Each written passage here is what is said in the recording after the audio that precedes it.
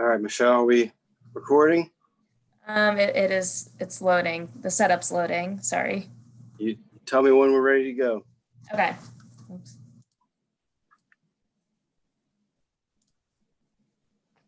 All right, looks like we're on. All right, well, I will call this meeting to order. Welcome, everybody. Today is Monday, July 20th, 2020, and welcome to our regularly scheduled trustee meeting. Mrs. Kraft, if you could please call roll. Sure. Mr. Rivers? Here. Mr. Grumbles? Here. Ms. Taranto? Here. All right, do we have any agenda changes this evening? I do not. I had the one that was emailed earlier, but I believe it made the agenda, so I think I'm good. All right. Wonderful. All right, well, that takes us to our first item then, the approval of the consent agenda. Does anyone have any questions? I do not. I'm All right. glad to see this stuff being done. That's great. I will make the motion to approve resolution 20265, approving the electronic record of the proceedings. I'm sorry, approving the consent agenda. Second. Mr. Rivers? Yes. Ms. Taranto? Yes. Mr. Grumbles? Yes. All right, and that takes us to our next item for this evening, which is Ms. Bonnie and our zoning report. Oops. Yes. Okay. I do have several items this evening, but I'll try to go through them briefly. The first item is our zoning report. So last week the Board of Zoning Appeals did have 3 applications. We have not updated the report since then, but it will be updated probably later this week. On Tuesday, July 28th, we'll have the second hearing on rezoning application number 20-01 for the apartments, the reserve at North Farms. They do have a new site layout, so that'll be discussed at that evening. Following that, Zoning Commission Tuesday, August 4th at 7 p.m. will be the third hearing on the Route 23 overlay district. That seems to be moving as we expected.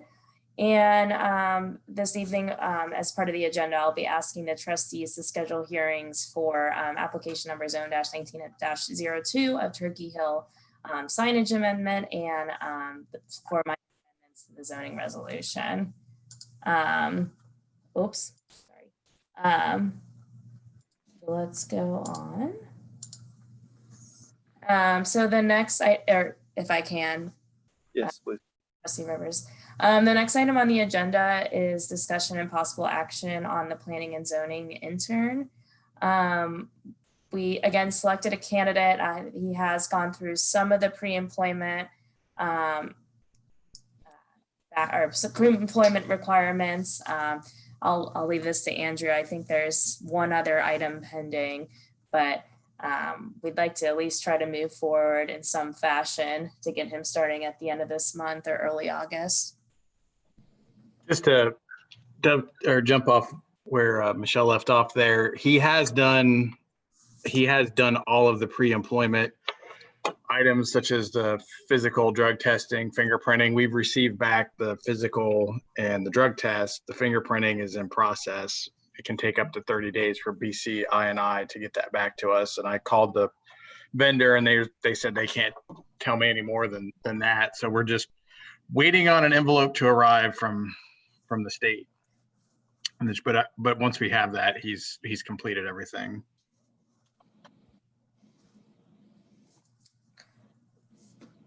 So should we try to take an action this evening, or Andrew, what are you thinking? Or hold off? I mean, I think if the board is comfortable proceeding with sort of a conditional hire upon a satisfactory background check, then we can go ahead and possibly get him in the building before the next board meeting, if the board is comfortable doing that. Yeah, if that's the last thing that's needed, I'm confident that a simple approval of the background check can be signed off without the boards, seeing it.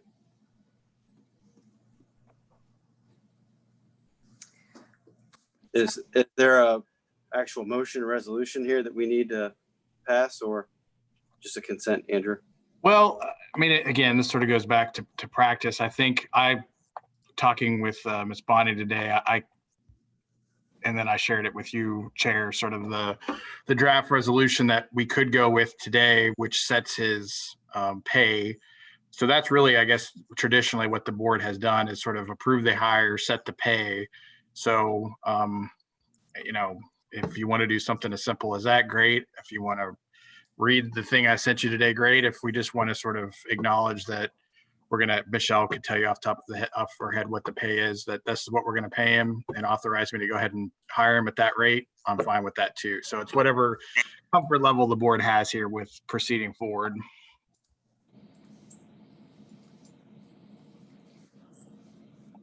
Thank you, Michelle.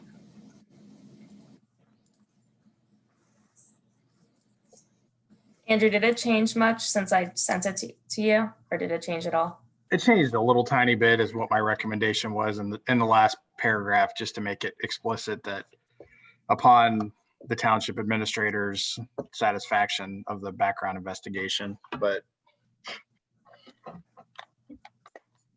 Oh, Yeah. so sorry, I don't have the most updated one, but that's fine. We okay. would just change it to be further resolved that this appointment is contingent upon the applicant's satisfactory completion of a drug screen, physical examination, and background investigation as the township administrator finds acceptable. Second. Well, that was just the change to it. So Okay. sounds like we're okay with it. So Sounded I'll good go to me. make the form. So I make the motion to approve resolution 20-266 for the appointment to the position of planning and zoning intern and establishment of compensation. Excuse me, Chair. Sorry, it's 268 because 5, 6, and 7 go with the consent agenda. I keep missing on that one. So I'm sorry. Yeah, resolution 20-268. Thank you. Second. Mr. Rivers, Yes. Mr. Grumbles, Yes. Ms. Tranto. Yes. Okay, great, thank you. The next item on the agenda is discussion and possible action on the GIS specialist. If I have not relayed the information to the board, I know Andrew has facilitated in the conversations, but Christopher Wagner's probationary period did come to an ending, and we did ask for his resignation. So there's just a resolution here to accept his resignation, and that was effective last week. And is that on page? It looks like it's page 3 on the template. Okay.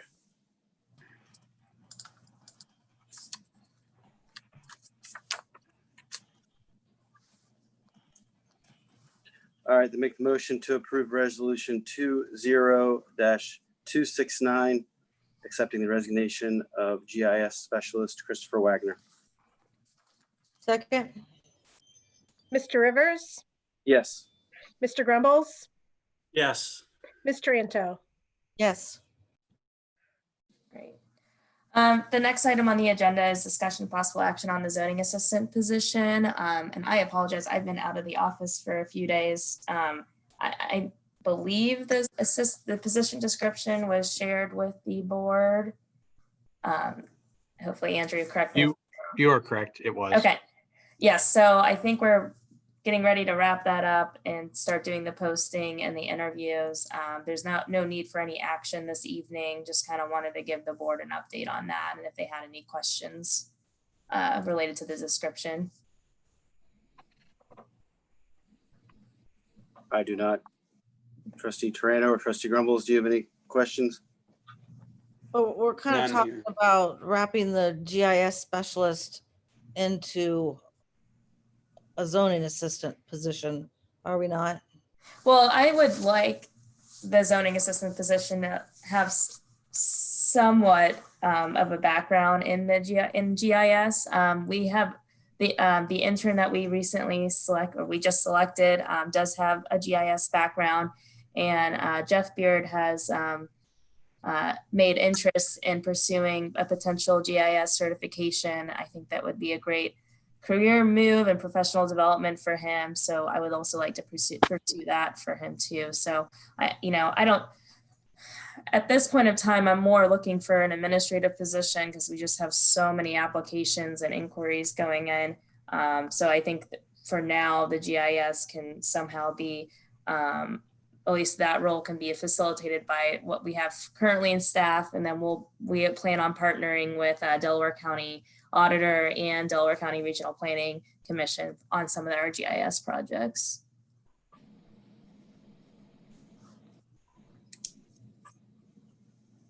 Hopefully that answered your question, Debbie. Yes, but are you gonna leave it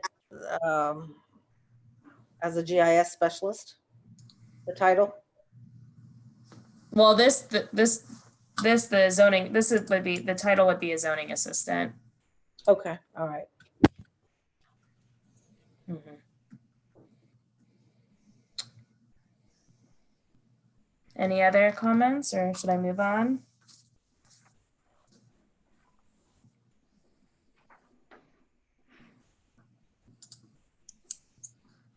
Well, I guess if I may, I'll continue on to the next agenda item. Yes, please. Okay. The next item on the agenda is discussion and possible action regarding a zoning commission member. The chair of our zoning commission, Mark Jewell, has resigned from the zoning commission, and we just need a motion for that, or a resolution for that. I'll make the motion to approve resolution 20-270, accepting the resignation of zoning commission member Mark Jewell. Can I have a second? Second. Thank you. Mr. Rivers, Yes. Mr. Grumbles, Mr. Grumbles, Yes. Ms. Tranto. Yes. Yes. Okay. Next item on the agenda is regarding the nuisance abatement for the property at 4085 Bluff Drive. As we discussed, the property is still how it was when I last showed it to you all. Oops, thought I had pictures here. So it's still not maintained. The grass is growing. We've been consistently getting complaints. We're doing our best to work with the owner. We haven't had much luck. But if we do pass this resolution this evening, we will do a posting tomorrow, and it'll give them a 7-day last form of a notice, and then we'll move forward with getting the grass mowed and the property maintained. And this resolution was drafted by the prosecutor's office. And Michelle, this has been ongoing for how long now? Probably since the grass could start growing this year. Well, I know everyone's looking forward to getting that property, back into shape. Yeah, and I think working with the prosecutor's office, I think if we have more of these in the future, there might be a more efficient or exponential way to proceed with these. I've asked Jeff to put together a flow chart showing the steps, just so the board understands, and really staff has a better understanding of it too. But I think past practice, we've really let some of we've taken a long time getting these moving forward, and by the time things are actually done, it's winter. so I think we're going to be changing our practices on these type of nuisances. So Okay, I make the motion to approve resolution 20-271, declarations of nuisance and abatement control pursuant to RC 505.87 for the property located at 4085 East Bluff Drive, Lewis Center, Ohio 43035. Second. Mr. Rivers, Yes. Mr. Grumbles, Yes. Ms. Tranto. Yes. Okay. Um, sorry, this was a long one.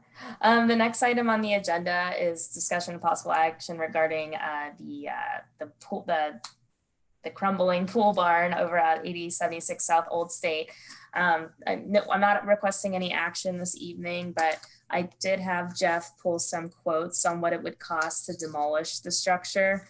And the quotes have ranged significantly, but we're looking at between 5,000 to 10,000 to for us for the township to pay up front to demolish it. In recent news, as of I believe this morning, Jeff was able to get in contact with the owner, and he does have a contractor he's working with. So hopefully, if he's able to resolve this on his own, we wouldn't have to pursue anything. But I wanted it on the agenda so the board and also staff understands this is a pretty large cost if this were to happen to us in the future, and we would have to pursue something.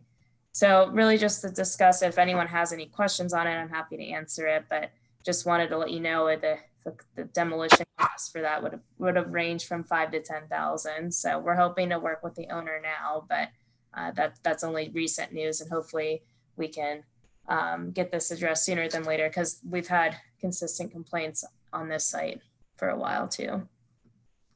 What kind of time frame are you thinking, Michelle, as far as? So according to Jeff, the contractors were out today, and they're supposed to be giving the owner the cost for it. I'd like to say, I mean, if the owner doesn't have a scheduled demolition date by the next trustee meeting, I think we should at least pursue the nuisance and start doing that 7-day last notice. So if that's okay with the board. I'm fine with that.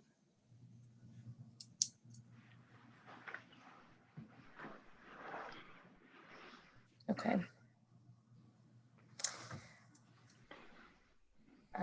Well, I have 2 more items on the agenda if I can continue on.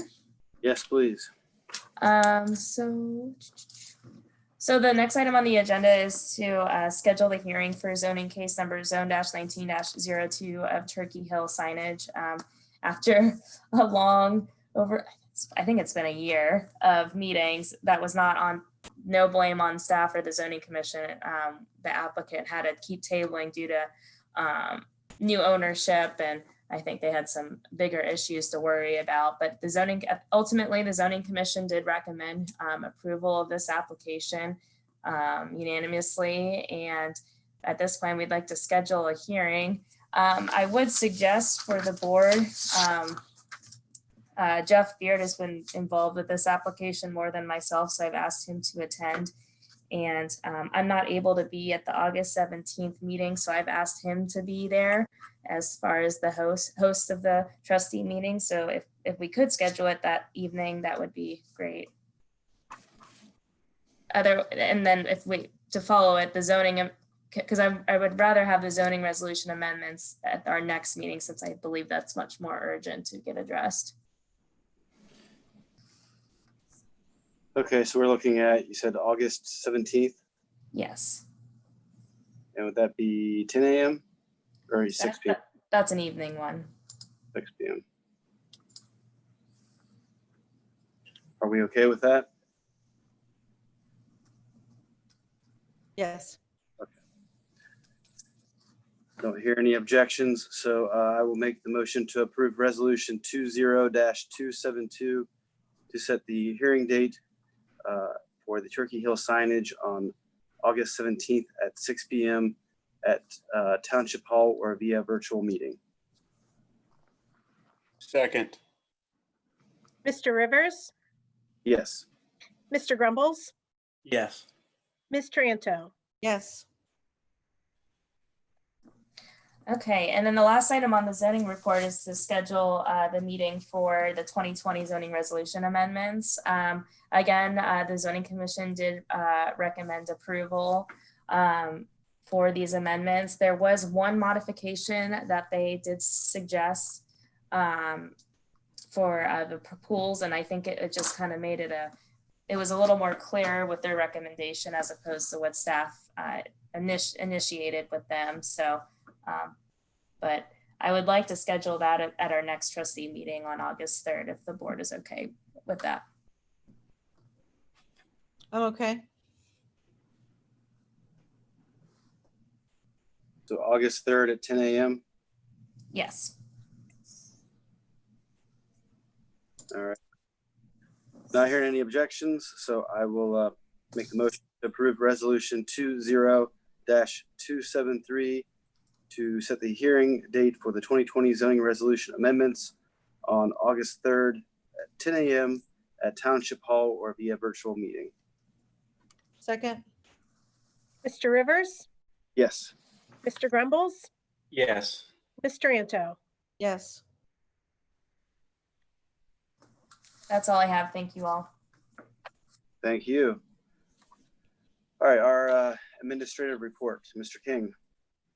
Thank you, Chair. I noticed that this is on the agenda twice. Did you want me to talk about everything just sort of all in one pass here, or just talk about the operations update and then touch on a couple other things later?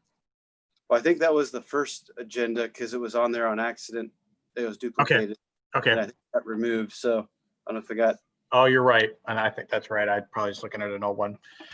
Well, let me just wrap up with the COVID-19, if you don't mind, Chair. Let me just talk about the report generally and then the Chamber of Commerce issue that I just mentioned to you.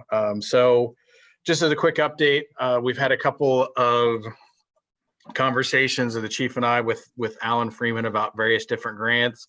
He submitted some preliminary stuff on Vail Canyon to Morpsey.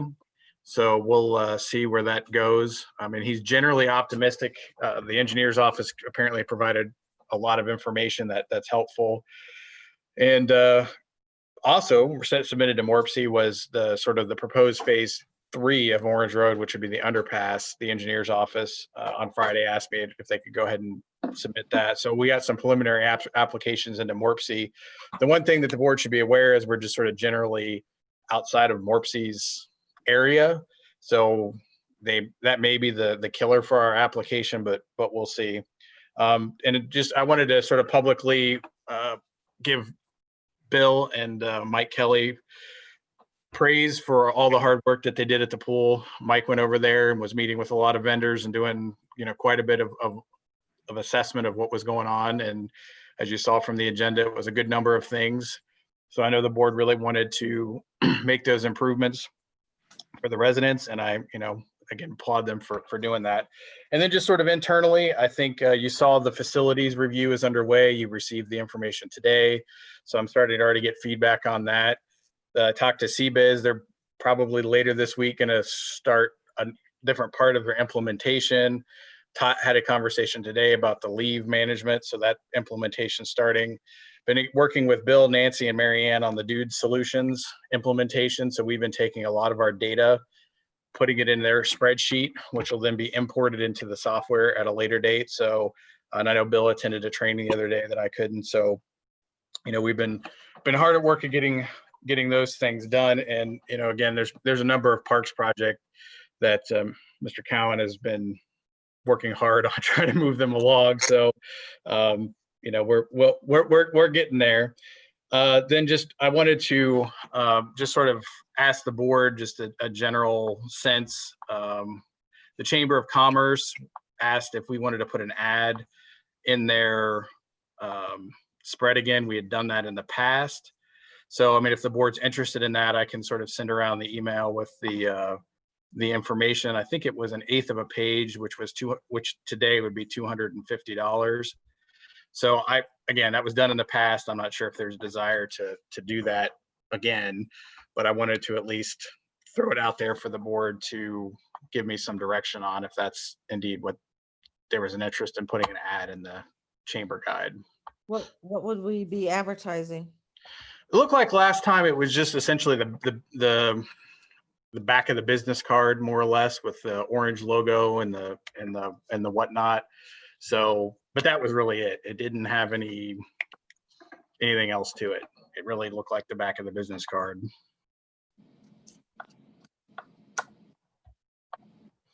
If you want to share it, each of us could take a look at it, and if it's something we want to pursue, we can discuss at the next meeting. I mean, I have authority to do it. I just didn't. So, I mean, we can certainly talk about it. I just didn't want to do it and then sort of get a question like, why'd you do this? So I'll share it and we can, I can make a decision based on the discussion. When does that go out? Let me pull that email up. She wanted me to update something, just their general information. It sounded like beginning of August, if I'm trying to find the email again. 2020 directory, Orange ran a 1-page ad. She didn't give me a deadline for that, but it was a 1/8 page ad in the past. So I can share it with everyone. I just, again, wanted to bring it up and not do it. And Yeah, it's the annual directory. I think I want to say the last 2 years we've had something in it. So yeah, I mean, I'd be happy to take a look at it and see if it's worth pursuing again. okay. And then just, talk about sort of the COVID-19 updates. I mean, I think as everyone knows by now, we're designated as a red county. And over the weekend, the governor indicated that more orders could be forthcoming. I mean, we don't know what those could or could not be. So sort of in anticipation of this and then subsequently in reaction to it, I talked, I think, with all the department heads about the ability of the township to continue to do its work remotely. I think the board's probably generally aware we were beginning to sort of ramp up and get back to normal. It was nice to be able to sort of walk into Bill's office and talk about something, and then an hour later walk back in and talk about something. But I think with everything that's going on and the ability of the departments to work remotely, we're going to just draw back down to a minimum on-premise staff.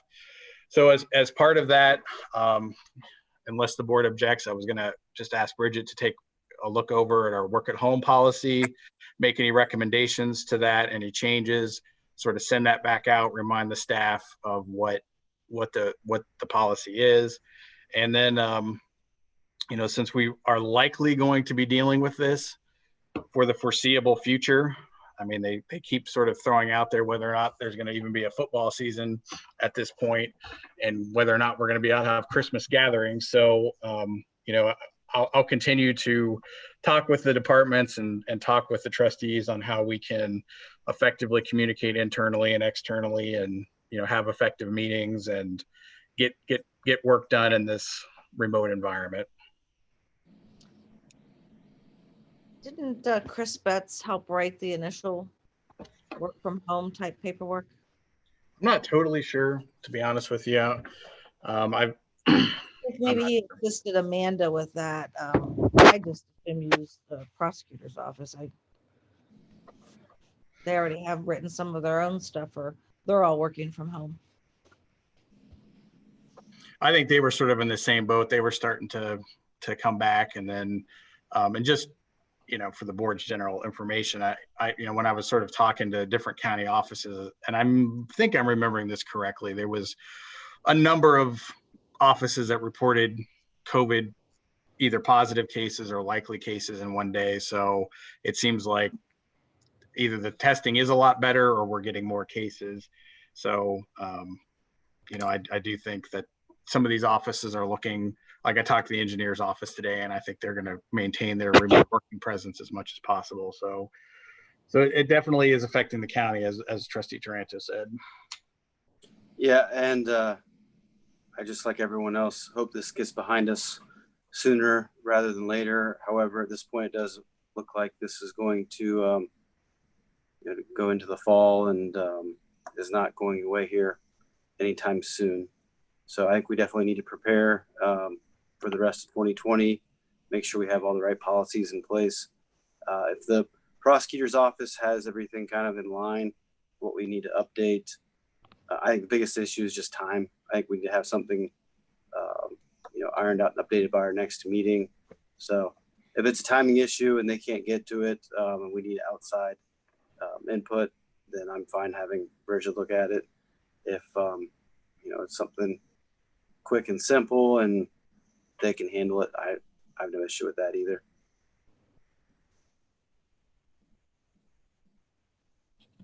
Well, that's basically it. I mean, the only other one thing I just wanted to mention is sort of in talking with the staff, I think there was a desire for our two 1680 administrative assistants to be able to be a little bit more reachable and to take some phone calls and whatnot. So we'll be working on getting them a phone so they'll be able to receive and return phone calls when they're covering the phones. So that should help because poor Bill has been returning a lot of phone calls. So that should help take the load off of him. So a question about that. Will they actually be able to answer the phone, or it sounds like everything's going to voicemail at this point and then they return the calls. Will they be able to answer the phone when it rings? I thought, talking to Nancy and Mary Ann, they were able to answer. I think they were using some version of telephony. I might be mistaken, but if they weren't, they will be able to, because you'll just be able to forward the number to you. We'll be able to forward your desk phone to a new number and it would just ring through and you could return the phone call. I mean, it wouldn't show the desk phone number, but so they should be able to manage it if they're not already, but I thought they were already. Yeah, Andrew, this is Lisa. We have ShoreTel on our computers, and I know I can answer remotely. So I have complete access to my voicemail, to everything, to answer phone as those calls come in via the ShoreTel app. Thank you, Fiscal Officer. That's what I thought Nancy indicated to me. They were using like that, like you said, that telephony app. So, but if there was some issue with that, and I know there's been a few times that there's been computers and stuff down, so it'll, if nothing else, serve as a backup for that. So I think that's, and like I said, we'll continue to work on some of these other staffing things. As mentioned at the last meeting, this meeting, we've updated some job descriptions. I'm working on getting some of those things posted. I hope to have something out very soon for some of these positions, and then we'll be back with the board with some of the candidates. Hey, Mr. King, I do have one other question. That work from home policy, is that going to be including the reimbursement policy? Well, I think that's something that I think ought to be looked at, because I know some of the employees are doing things like using their own vehicles to go from their work to places like the bank and the mail. So there's some reimbursement of that. And then, I think as much as possible, we're going to try to supply, office supplies and stuff, but occasionally there will be reimbursement. And I think that's something that, yes, I was going to ask to make sure that was addressed in the new policy, to make sure that it was covered when folks are working from home, we can appropriately reimburse. Thank you.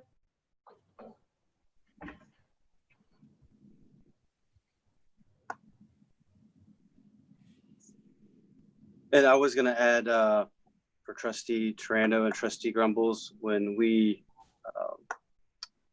had our agreement process with Administrator King, I know we had talked about a 90-day kind of review. So Bridget Hyde was the one that worked through us with Eastman and Smith through that process. I expect she's going to be contacting each of us just to kind of touch base and see how things are going.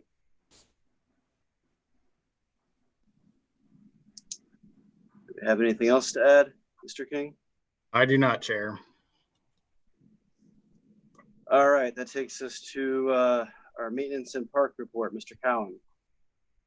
Mr. Chairman, thank you. I appreciate it. Good evening. Maintenance report, just a quick update. They've been doing a lot of berming lately of some of our township roads. Also, helping Parks Department with mowing along trails, cleaning up parks and flower beds, keeping quite busy. For the park report, I only have 2 items of interest. And one is requesting your consideration of approval of a field use agreement for the Olentangy Braves Little League. It's a small T-ball club, and they want to rent Field 1 at Roe Park. The second item is approved consideration and hopefully your approval of an agreement for the work at North Orange Park and Glen Oak, the sidewalk. North Orange Park project involves expanding the existing playground area, replacing all the soft surface material that's there, and also constructing new additional ADA accessible equipment. I do have a letter here from our engineers of record on that project who are recommending awarding the construction contract to Lehman Damon Construction Services. And that letter is from engineer Mr. Brooks Vogel of Port Engineering.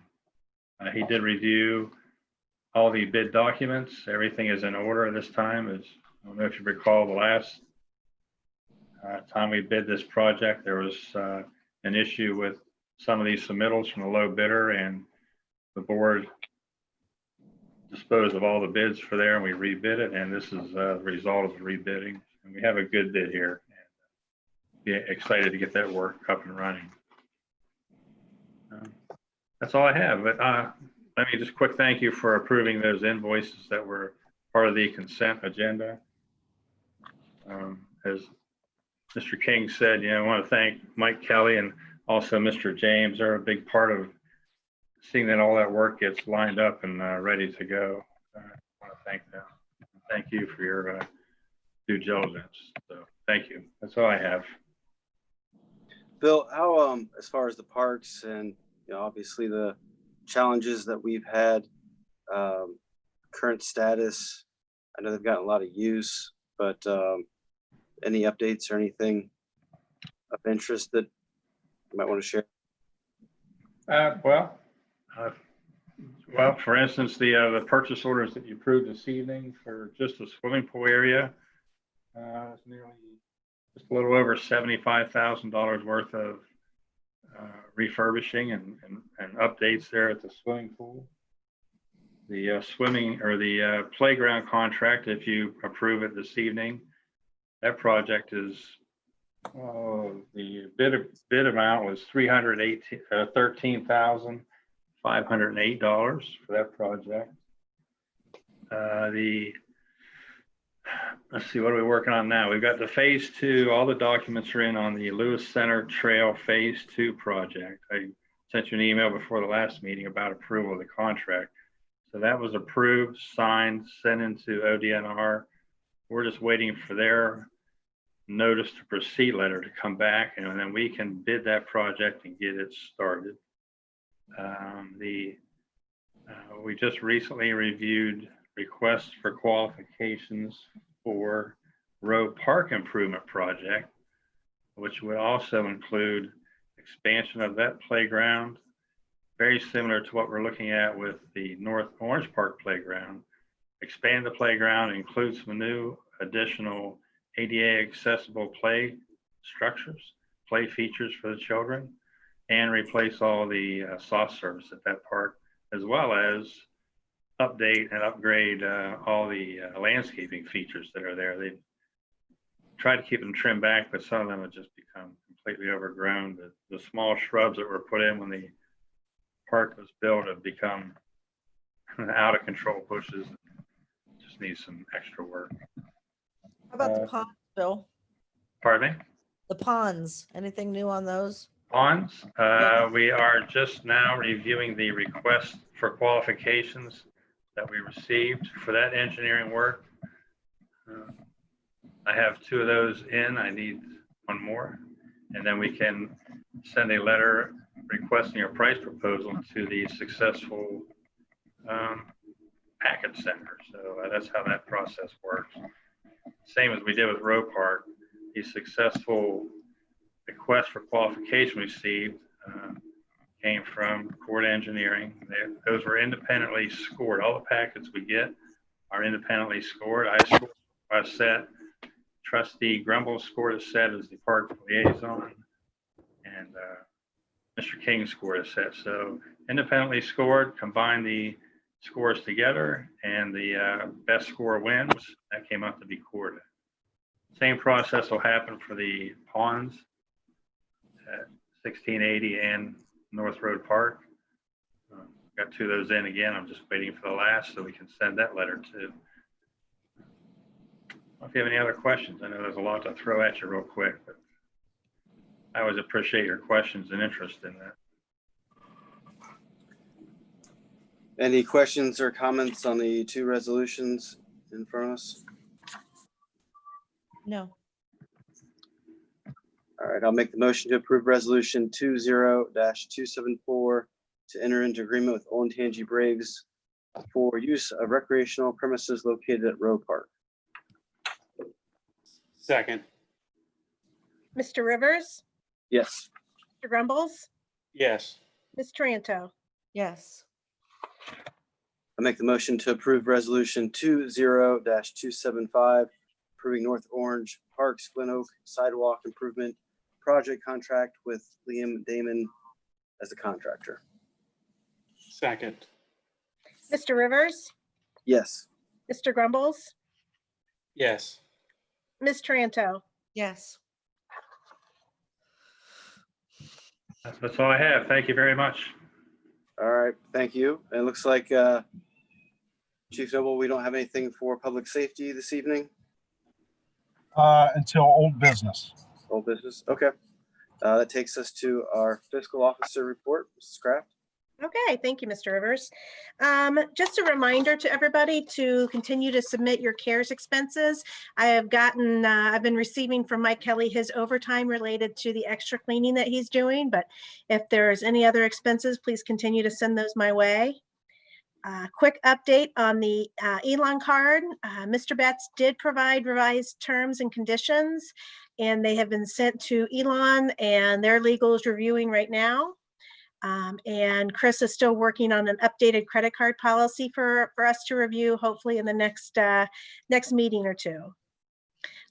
There is good news to share. I did receive our acknowledgement receipt from the BMV for our permissive motor vehicle tax effective January 1st of 2021.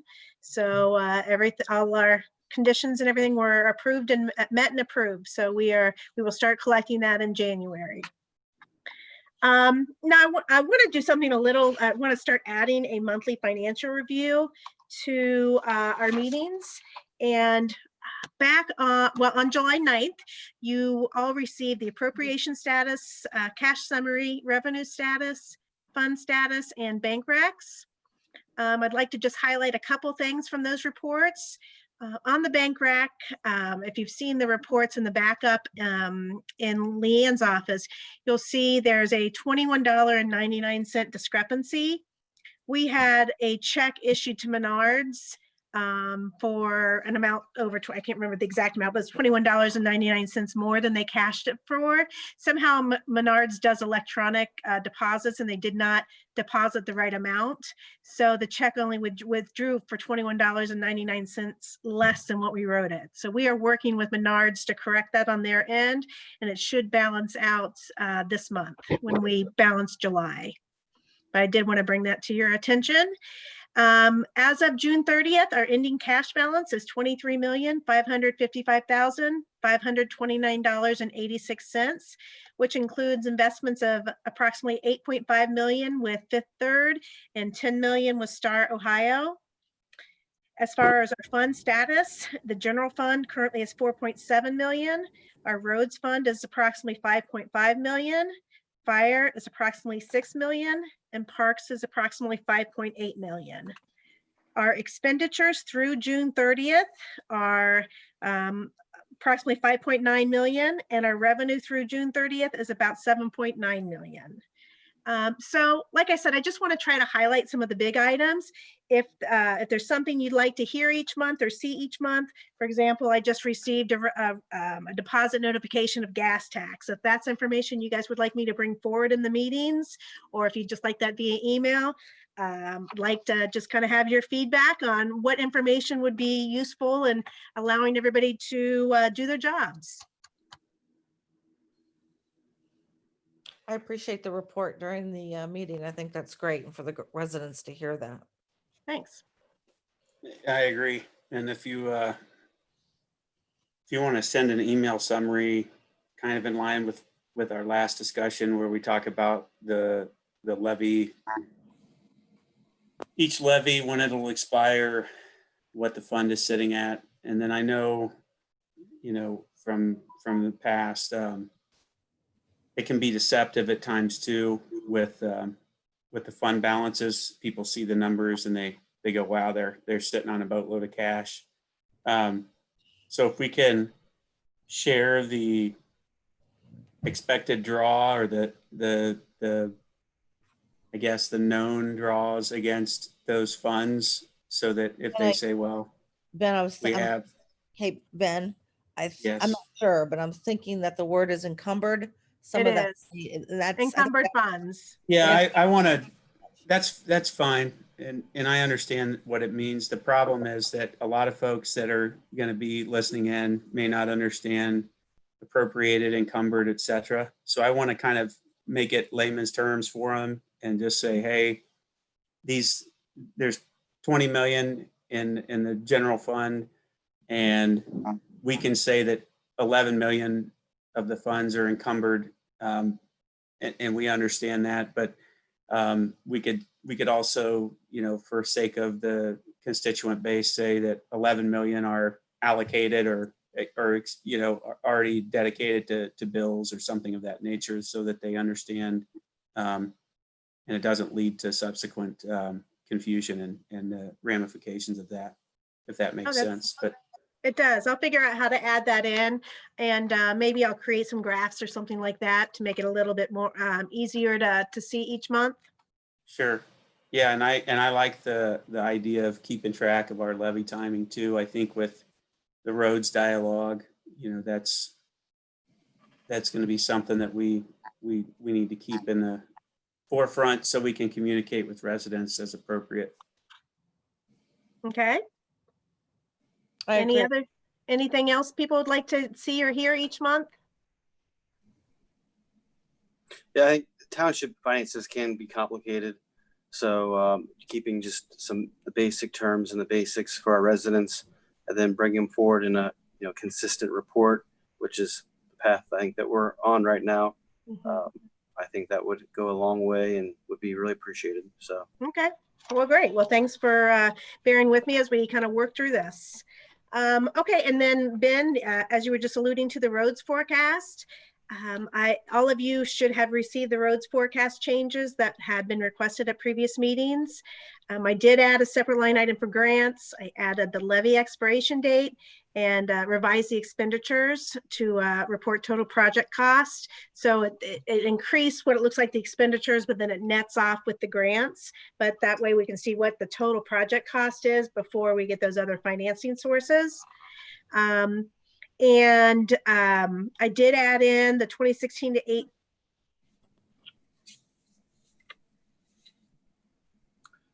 Lisa, we lost you. She probably lost all audio. You may have to send her a text message. I'll message her. Hey, Michelle, when you talk to her, can you see if we can get that new spreadsheet pulled up too, just for review? I looked over it, but I think it'd be good to have on the recording and for those that are listening in. She did a nice job on it. Yes. Was that in the backup items? Yes, Okay. towards the end.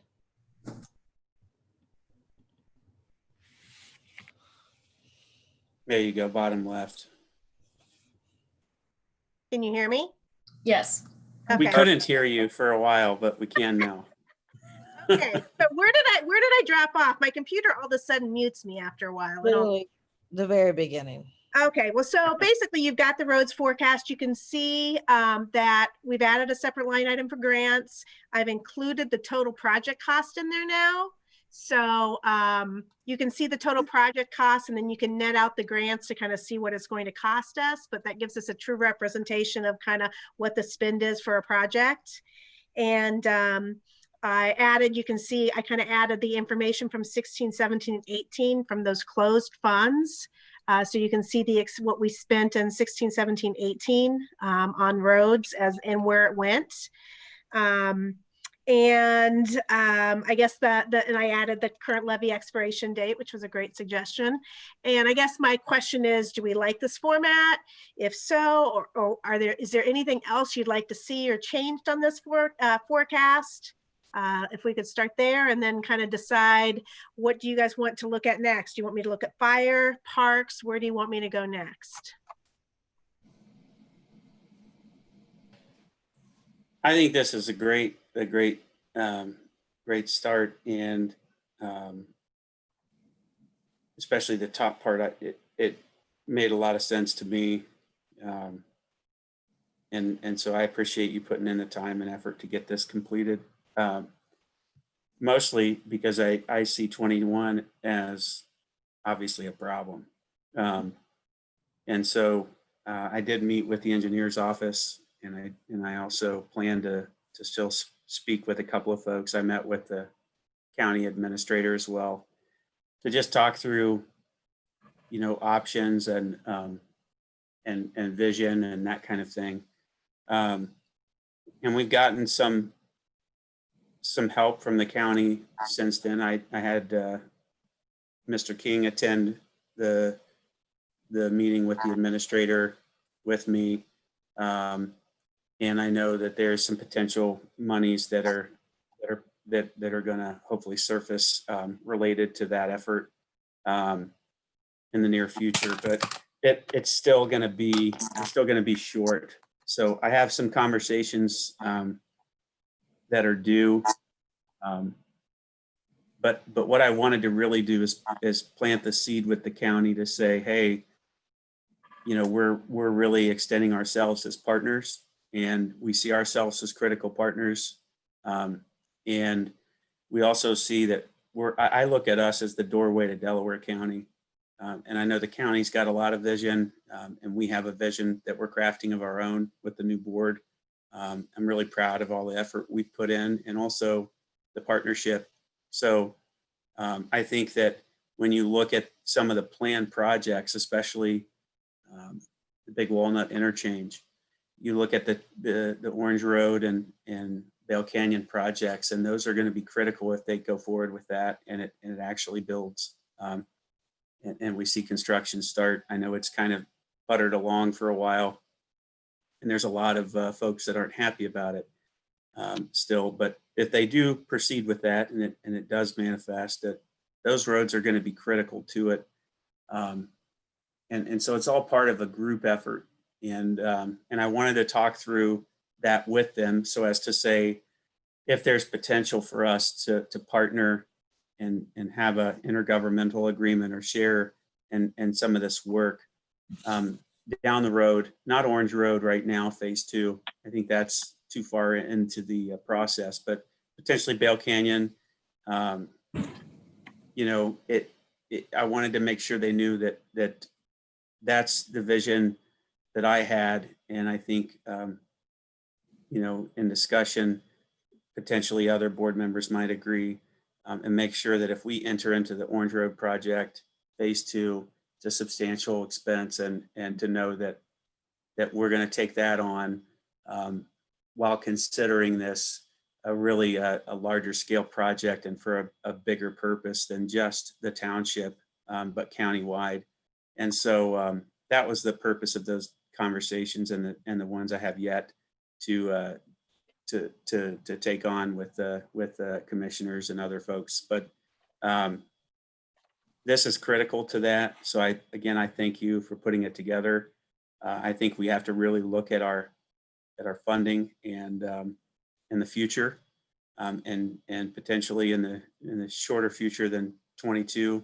I don't know what'll come of the subsequent conversations, but we can't spend money we don't have. So I think we need to kind of rediscuss the Orange Road Phase 2 in light of the work that's been done, but also the criticality of that to our township and to the future county projects, and hope that through dialogue and partnership we can find some middle ground here with the county and grants and our grant writer, and make this something that's feasible for the township, that doesn't have a bunch of red on it. So that's all I wanted to say about it, and there'll be more work to be done. But thank you again for digging in on this. I know it was a lot of work on your part. Well, no problem. I should mention, thank you for those comments, by the way. I should mention, I don't have Orange Road Phase 3 bundled in here. So just hearing about that tonight, that is not in our projections. So that red will get worse depending on how that's going to shape up and what the timing is. Significantly worse. Yeah, that's a big one. But I know there's some TIF funding and some other things in place for that. I think Phase 2 is really where we need to kind of stop and pause after we get that done. And Phase 3 would certainly be a much larger group effort, if you will. But Phase 2 for Orange Road, I mean, even with the moderate traffic with COVID, the intersections are still really problematic. I think the only thing with Phase 2 that I would really love, and I think Trustee Taranto has put a lot of work into this too, I would really love to find a way to get that crossing on the railroad track for the bikes and pedestrian walkways while we're over there working. If Mr. King, if there's anything we can do to reach out to the liaison for the railroads, but to look at something like that while we have all that equipment out there, man, it'd be a great time to scale some of that equipment and some of those materials and put a nice path, over those in the interim, because I think Phase 3 for fundraising is going to take some time. Well, Trustee, I will certainly bring it up. I will share with you when I talked to Brooks about it probably 2 months ago. It sounded like the railroad did not give us permission to work at all in their right of way. So Bill and I are trying to have more regular conversations with Brooks. So who's our engineer for Corda. So we'll follow up with that on that. And just with the Phase 3 thing, to be honest with you, I was a little surprised when Rob Riley reached out to me on Friday, and when I talked to the engineer's office, and Phase 3 is more or less the railroad underpass, they had made it sound like that was a decade off on the horizon. So I'll be curious to see how this application moves forward, because again, they led me to believe that that was pretty far out on the horizon. So, and as you indicated, I think they wanted some TIF money to build up. So we'll see where that comes from, but I still wouldn't expect that part of it, Phase 3, to happen soon. But we can certainly follow up about the bike trail. You're the Trustee Taranto brought that up to me the other day too. So like minds on that, and I will follow up with Brooks on that. Okay, great. Andrew, let me just tell you that we have spent a lot of money that we paid to the railroad for them to read our plans. There was a snafu at one point where they were led to believe we were not going to pursue this, so they dropped it. But we made them, that was not sure what happened there, but we made it very clear that we did want to pursue it. I mean, we have paid them tens of thousands of dollars to read these plans. So they're out there. I don't know how they can say no, because they were working with us on the best path to go over the railroad tracks. So we got to figure out who to talk to. If there's some past records of, I believe there's some emails. Yep, and that's over there. That's what I think too, Trustee Taranto. I agree with you on that completely. I know I sat in on a couple of meetings before my term started, and in the past as a constituent, where there was a representative from the railroads that came in and spoke and offered, that was that $300,000, related to the other crossing that they wanted to That was throw. a rail commission. They're not actually part of the railroad. Correct, but they're like a liaison or a public, lobby type group. That's a good starting point. And Andrew, I think, with this new board and your arrival, it's always a good time to reach out and just engage in dialogue internally with us as a township. I think it might go a long way in this case to establish some rapport and build a relationship there. And if nothing else, we continue to push and make them aware of it, so that in the event that future work is done or they need us, we can leverage that, and those cards are on the table. Because I know our community certainly wants it. I see people cross that all the time and cringe, and such a short gap to fill, and it would really open things up in our township. Again, like I told Andrew many times, when you bring our state congressman into it, it gets things moving a little better. The other thing I'll just sort of share is anticipation of it being under the new business is, and I know the board's aware of this, the railroad wants to close the crossing at Franklin Street in the little Lewis Center area. So we've actually been sued by both of those railroads in PUCO. So, I mean, there is an opportunity to talk to them, but I just wanted to point out right now, the relationship is not a cooperative mindset with them. So, I have zero problems in reaching out. We'll re-engage Brooks on it and whatnot. I just wanted to also throw that out there, that they, I think, approached the board in the past about supporting them on that closing. The board was not of the mind, so they just went ahead and sued the engineer, sued the county, sued the township. I mean, it's an administrative lawsuit, but to close that crossing. So again, I just wanted to mention that is going on in the background of all this. Well, we have a resolution here to pass. And then under old business, we have more discussion in regards to Orange Road. So I don't know if we just want to take care of this resolution and then finish this discussion on Orange Road. And if Chief's okay, then we can discuss his item under old business. That sounds good. Okay. So I make the motion to approve Resolution 20-276, authorization for Orange Township Fiscal Officer to request draws of collected real property taxes and manufactured home taxes from the Delaware County Auditor. Second. Mr. Rivers, Yes. Mr. Grumbles, Yes. Ms. Tranto. Yes. Thank you. All right. Thank you. So with that, let's continue this conversation. We have under old business the discussion for Orange Road Phase 2. Hey, just real quick, if we could go back, Bill and Ben, there was a discussion with Corda and during the construction of Phase 2 on Orange Road that we would widen easement and basically create our own path across the railroad tracks by widening, is it the berm, Bill? That was the thought, widen the berm to the extent of our right-of-way that we own across the railroad tracks. I mean, would you guys consider that? Especially in light of what just Andrew just said. And we already have the equipment, the road work is being done, they're already out there working. It just seems like a great opportunity to at least get that going so that there's a safer way than what we currently have to cross a railroad track. Yeah, and that's kind of where I was going to, Trustee Taranto, with scaling what we have with current projects. I mean, there's no point not pressing this and bringing it to light.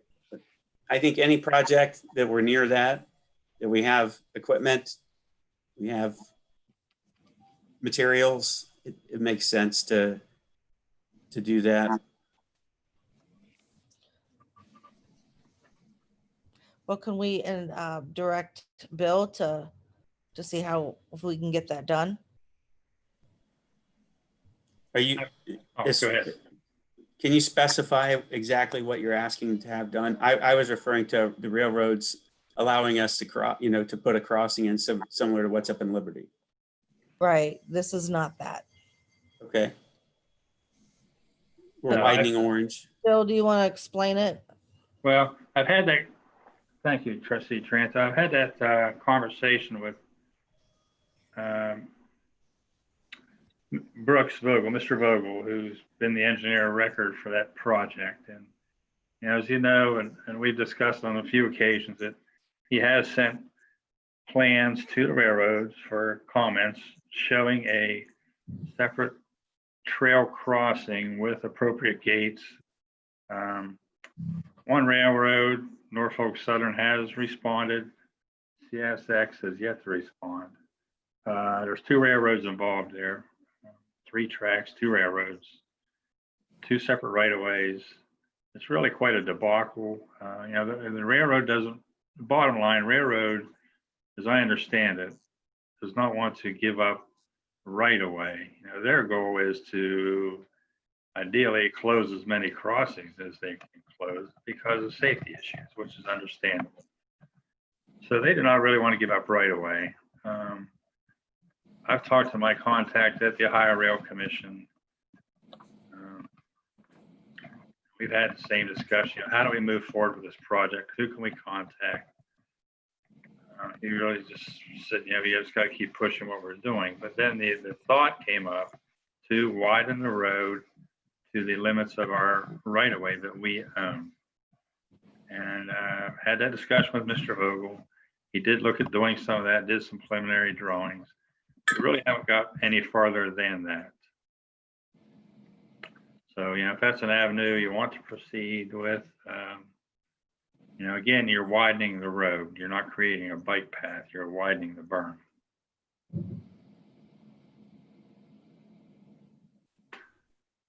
So that's where we're at right now. I don't know if that helped or not. Gentlemen, is that worth pursuing at least at this time?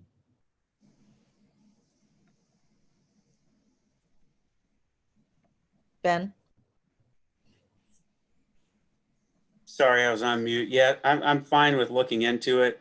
I'd like to visually see what we're going to obtain and kind of, I can stop in and talk with Bill and Andrew this week and take a look at that, because it sounds like Bill's familiar with your vision. But yeah, I think if we can benefit from having your proposal will benefit our pedestrians and bike users and make it safer, then there's no point not taking a look at it and getting a projection on that. Maybe you can have Brooke show you what he was thinking as far as widening it. Yep.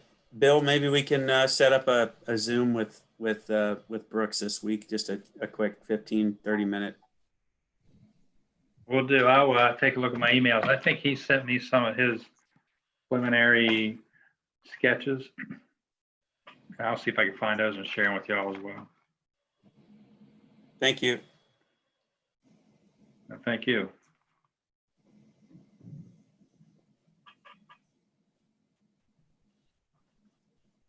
Andrew, do you have any contacts with who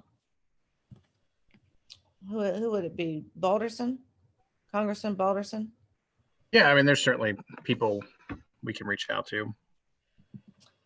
They just seem to have to be honest, getting back to them suing all of us, I don't think we have much a leg to stand on right now, actually. But yeah, they took awful lot of our money. I'll be honest. It's ridiculous.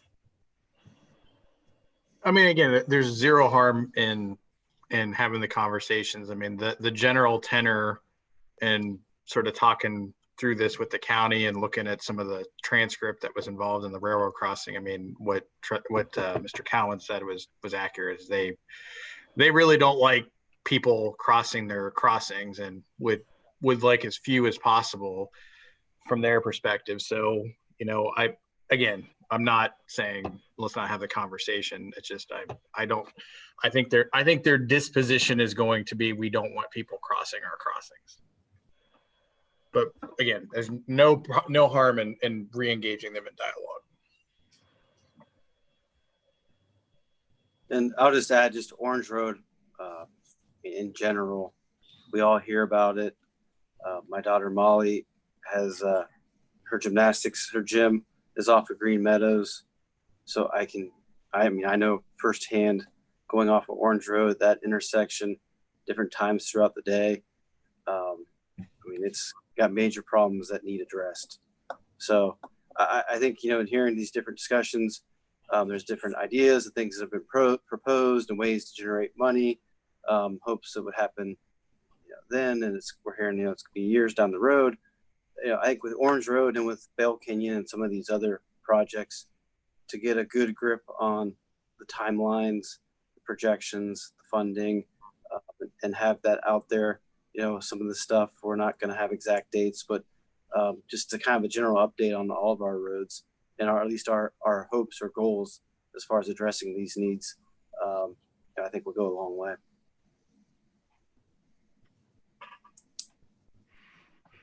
But thank you all for your help and efforts and here recently, and I think we're moving in the right direction. We do have the resolution here for phase 2. Do we have any other questions or comments or anything to add? No. And Lisa, I believe we're up to 277, if I'm correct. I'm just looking at that right now. Hold on, lots of pages here. Yes, we are. Okay. I make the motion to approve resolution 20-277 for signature of the Board of Trustees regarding Orange Road Phase 2 construction bid contract. Second. Mr. Rivers, Yes. Mr. Grumbles, Yes. Ms. Tranto. Yes. Thank you.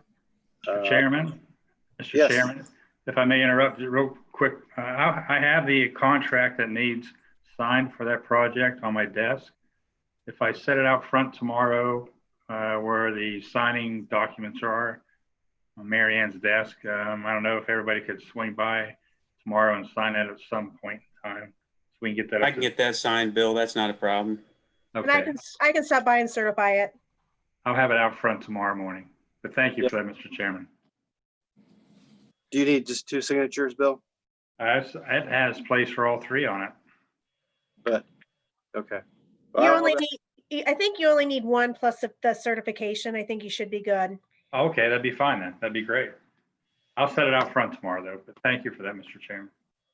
Thank you. All right, and Chief Noble, sorry to keep you Good waiting. evening, everybody. For old business. Yes, sir. Thank you, Chair. I think the last meeting, we were sent away with a little bit of homework. We reached out to our partners surrounding us for potential collaboration financially on this project.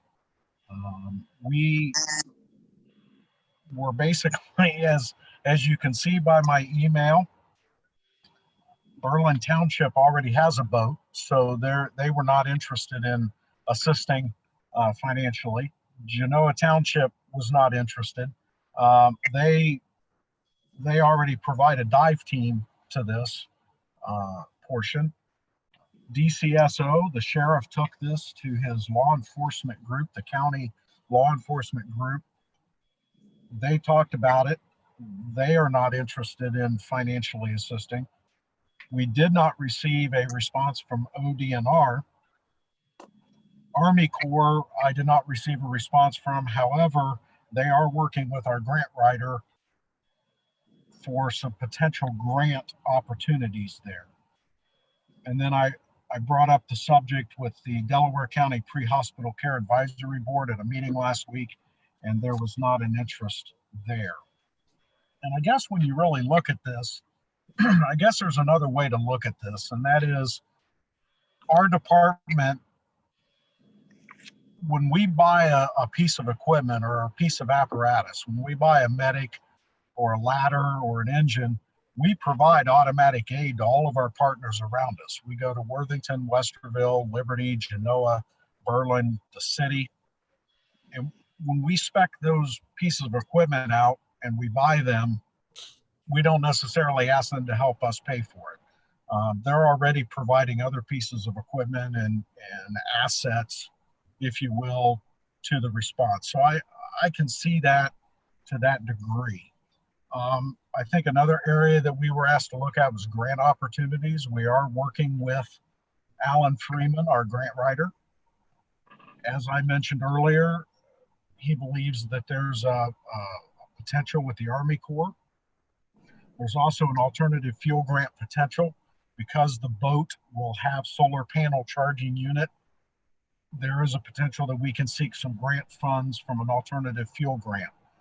We're also looking at that alternative fuel grant for a trail vehicle.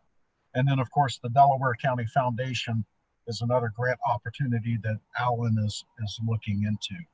Unfortunately, we thought we were going to be able to get a meeting with the alternative fuel grant folks. However, and unfortunately, that is going to be delayed a little bit longer. I think the last area that we were asked to look into as far as our homework was the dock location and security. I think you saw by the email I shared, we looked at the ODNR boat shed, and it is further north. We would have to travel to get there, so it'd be further north than the sailboat club.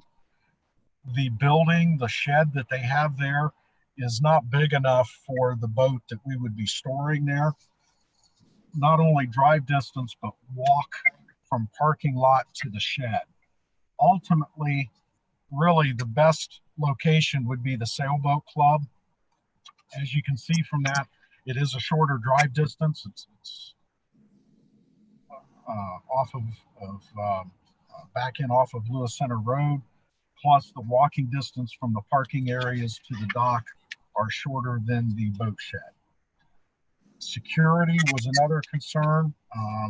We looked into the last 10 years with ODNR, who is responsible for taking reports, and they had only had one occurrence in the last 10 years reported, and that was just a car that drove onto the property.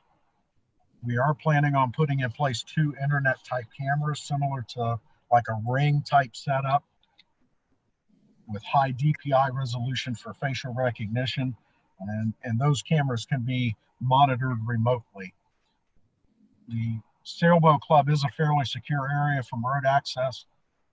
And you know, it would be possible for a boat to cruise into their dock area that doesn't belong there. But again, going back and talking with them and talking with ODNR, there's never been a report made regarding that. So I think those were all of the homework assignments that we had been given at the last meeting. We tried to look into all those diligently and find, you know, those potential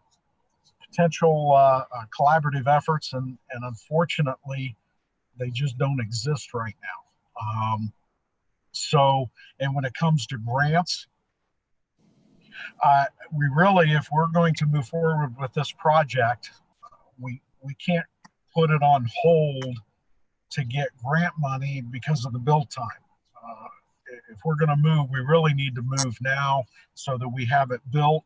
We have it, we're trained on it, it's in service, ready to go for the next summer season, which would be 2021.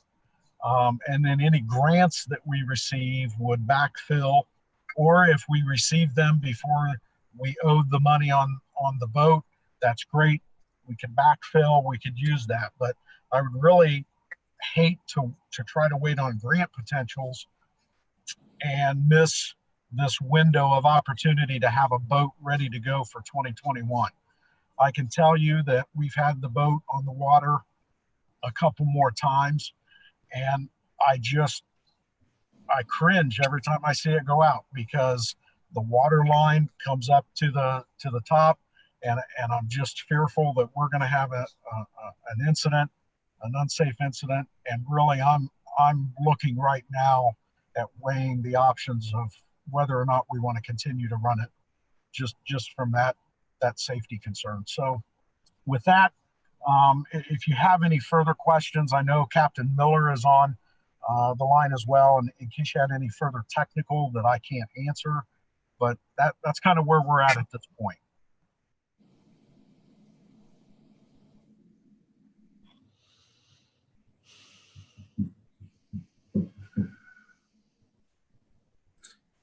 Any thoughts, comments?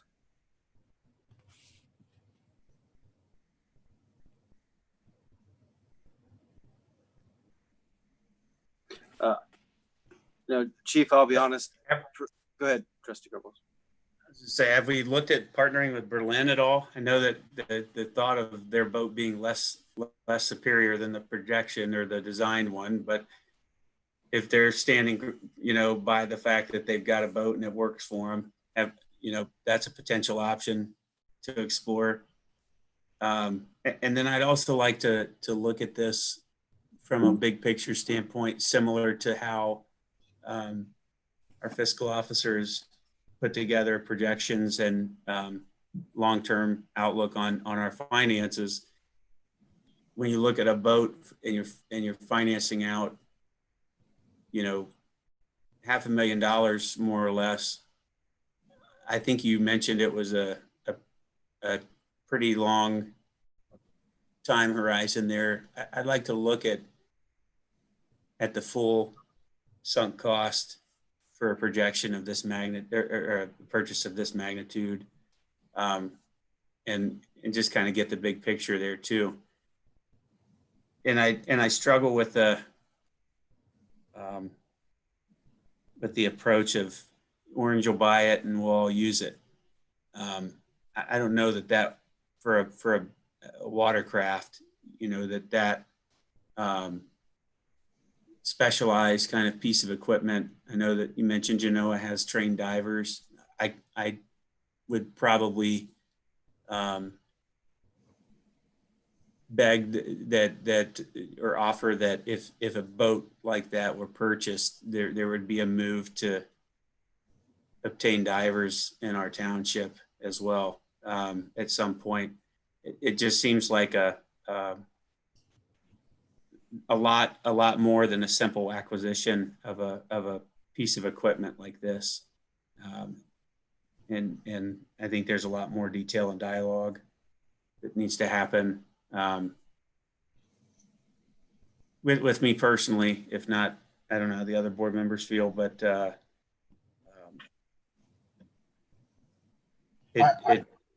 it's where I'm at. I think to your point with Berlin having a boat, I have concerns with tasking them to all the time provide a boat. What happens if, number one, they're tied up and they cannot get that resource to us? Number two, if we're relying on them to always provide a boat, now that we're not going to have one, I guess, if you will, where are they going to land with that? Are they going to get overused, abused on that? I just have that concern, from that standpoint. And we can certainly talk sunk costs later if that's something that you want to see, how we draw that out. But I appreciate your comments and your thoughts. I just have concerns that utilizing Berlin's boat all the time could get us into trouble and could become, one of those, we're reliant on them. And is that going to, in their mind, be viewed as an overuse issue? Yep. And with that, Chief, I would say that right now, what we're proposing would put us in that same predicament with the type of equipment we're acquiring. It sounded like that's what we're signing up for, that we would buy a boat that everyone would have access to use, that we would dock there. I don't believe Berlin docks their boat. That's a discussion we could have. But certainly if we're going to if we're going to acquire equipment that we plan to utilize for a body of water that touches as many entities as this one, we're going to have to work on agreements at some point. If they don't want to help finance it, that's okay. That's one thing, but kind of what, you know, we discussed in the past, and I think your concern was who gets to drive it, or, you know, how do they determine that?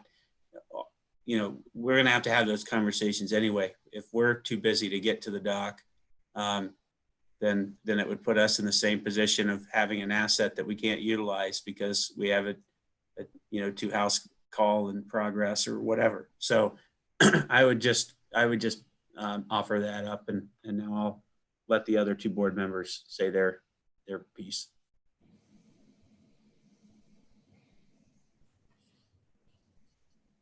Go ahead, Ryan. No, I was gonna I think you started talking, I think, back and Well, forth. it kind of got answered. I was wondering how many townships touch the water, and is it all of them? Is it Berlin, Genoa, us? Is there anybody else? We have a good majority. Genoa has a little bit. Berlin has a section. Township has a very small to the north, way to the north. So really, when you look at the big picture, we have a good majority of Allen Creek that's ours. Captain Miller, I don't know if you were getting ready to speak or not. I didn't mean to cut you off. If you can answer that. Berlin Township covers approximately 3.94 square miles. We cover approximately 3.14 square miles. Tri-Township is 0.35 square miles. And Genoa Township essentially, they cover part of the portion where it goes down into a creek. They don't respond to Elm Creek unless we call for their dive team. So as far as the entities go, Berlin Township, you know, when we get a boat call, our minimum standard safety requirement is 2 fire boats, 2 rescue boats in the water at any time on any call. So I don't know that, you know, really anyone's going to get more used than anybody else. The problem, you know, with Berlin, they spec their boat based on their staffing and what they have. Berlin doesn't have any marinas to cover. They don't have any structures on the water that require fire control or anything like that. I mean, that was one of the elements in this boat that made it, you know, a little bit bigger than Berlin's boat.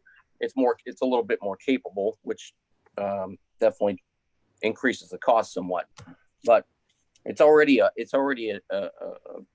partnership as far as, you know, if there is a water call for a boat fire, for example, which at the conclusion of last trustee meeting, within a few hours, we got a call for a boat fire, and Berlin Township and us did respond.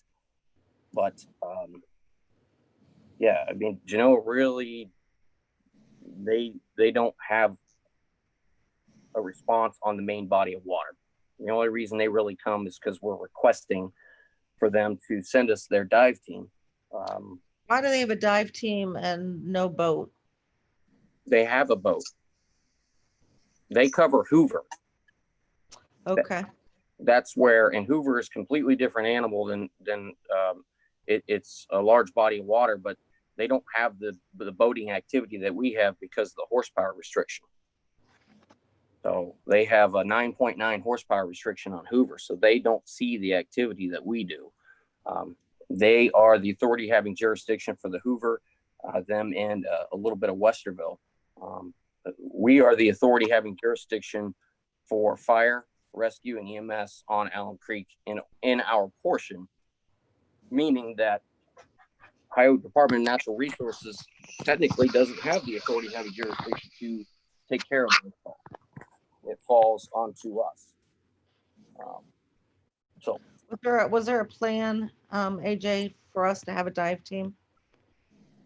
there's always could be a discussion for a dive team. The truth is we have probably 8 people on our department that are certified divers. There's certainly room for that discussion. It would potentially make a quicker rescue if our guys are here and already have, they already have the certification, but you would get into that's an entire program in and of itself that would cost us money. But we would have to, I would think, do a cost benefit analysis to that. But the idea is, yes, certainly, whether we have our own dive team or we can bring multiple divers on the boat, the idea is always to respond, be able to get divers in the water quicker. It'd be a very nice piece of equipment to have, but at this time, it just doesn't seem like there's the support there to justify the cost of this significance.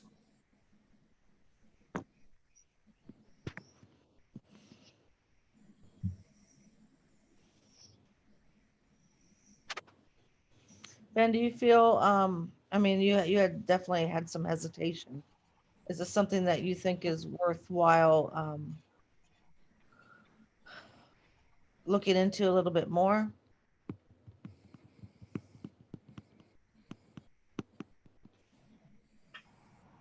Trustee Taranto, who were you speaking to? I'm sorry. I was talking to Ben, actually. I mean, for me, I kind of shared my concerns already. I wasn't convinced it was we don't need it.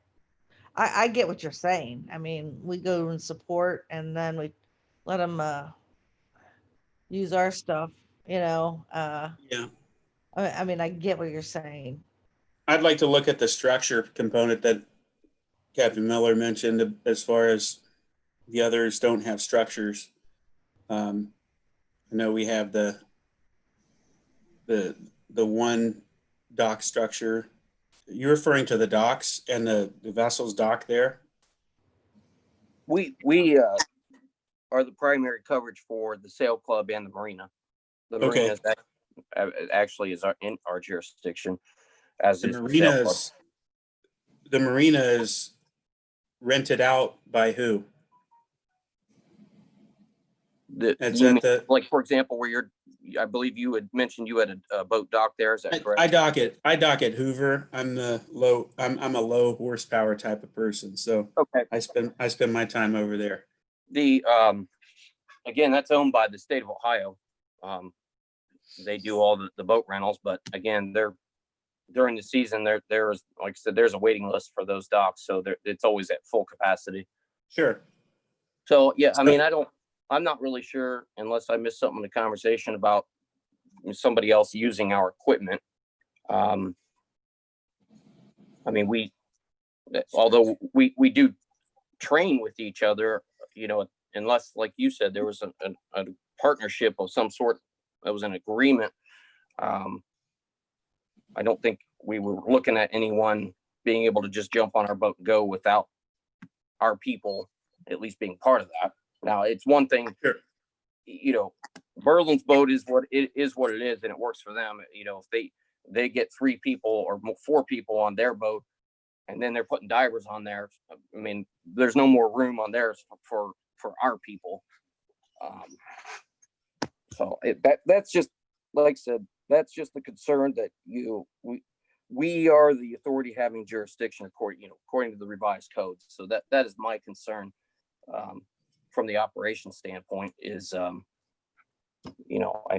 just feel like we have an obligation to do something. And I think, like you guys saw in the executive summary, what we're currently doing is not working. It doesn't work. It's not safe. So that's our concern. Well, I can understand there's a concern. The part that I struggle with is that the township, say, in building that body of water and the marinas and all the structures you mentioned that we have accountability for, I would just say, going back, it's like,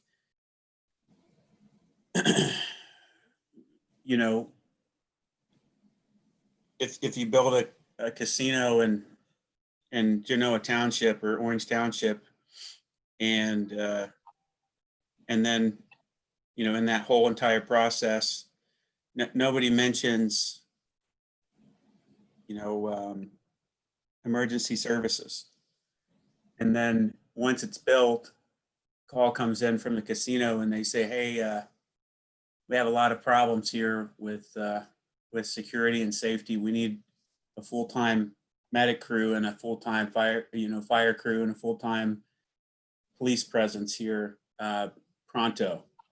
If that makes sense, what I'm saying, there's the creation of a requirement that's not a township creation in that way. I agree. So it's but we're rooted still, in either way, we're still responsible for the calls that occur there. I get that. I understand it, and it puts us where we're at today.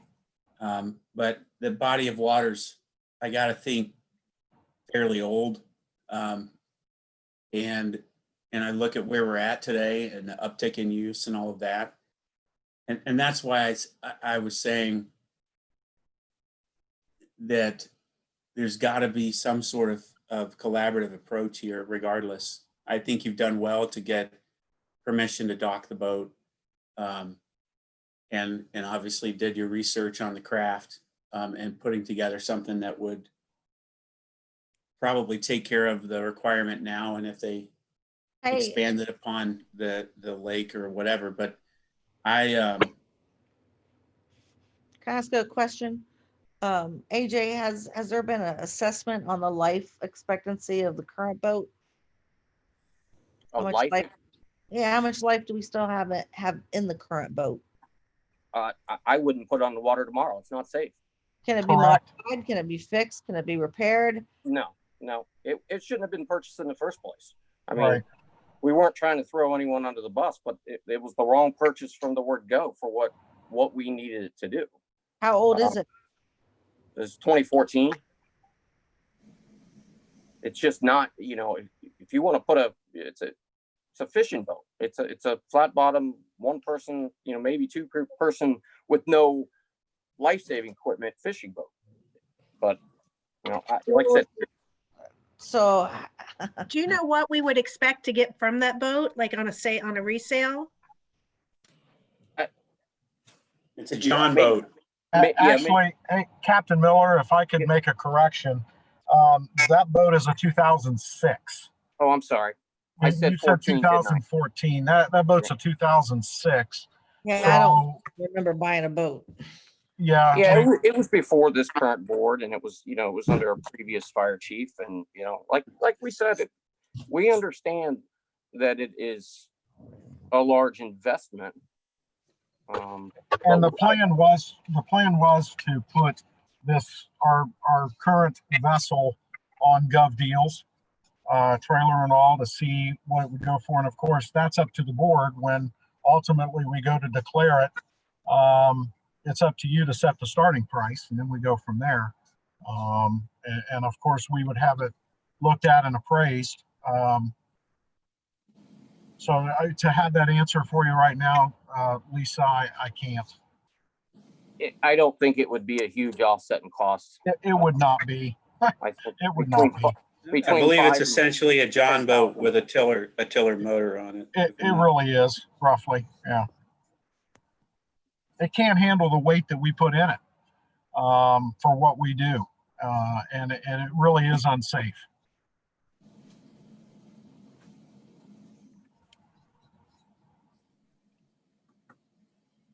And we understand all we can do is make this recommendation, and it's, we're at the board makes the final determination. I definitely think, like you said, we did look at a lot of different vessels. We narrowed it down to 2 manufacturers, and this manufacturer was, as far fiscally responsibly go, was the lowest and most responsive price wise. Yeah, I think that it would be interesting to me to look at scale and mission, if you will, and capability and that kind of thing. If there's not a vessel today we can use. I don't know if we're over procuring potentially or not. I know you did a lot of research, but I also, you know, I look at Alum Creek. I'd like to see call data and statistics and compare that to not only Alum Creek, but even Hoover, regardless. I know that they don't have the amount of speedboats and jet skis, but there's a significant amount of kayaking and sailing out there with frequent calls. I see the Ranger out there constantly, and Columbus police out there in their boat. So I would like to look at call volume. I think that the other discussion we have to have is, are we trying to shift from you know, when we look at those calls and we look at the situations we're responding to, are they predominantly recovery operations or rescue operations? Or do they have to go from a rescue to being coded as a recovery? I mean, what kind of window are we talking about? The water we start in the mode of rescue, and normally we're in the mode of rescue for the first hour. And then once we move into hour 2, we are transitioning into a recovery mode. Okay, so by the time you get the call, you're at the dock, you push off, and you get on site, you're talking, realistically speaking, half hour at minimum.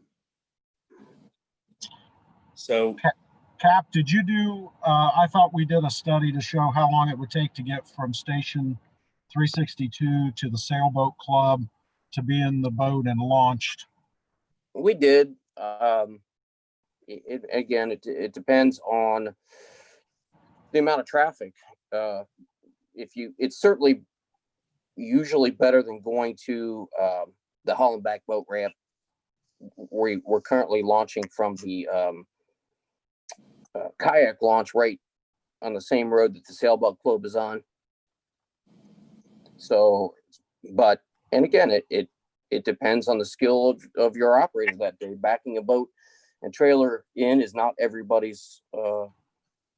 I'm talking future state though, when the boat's already docked.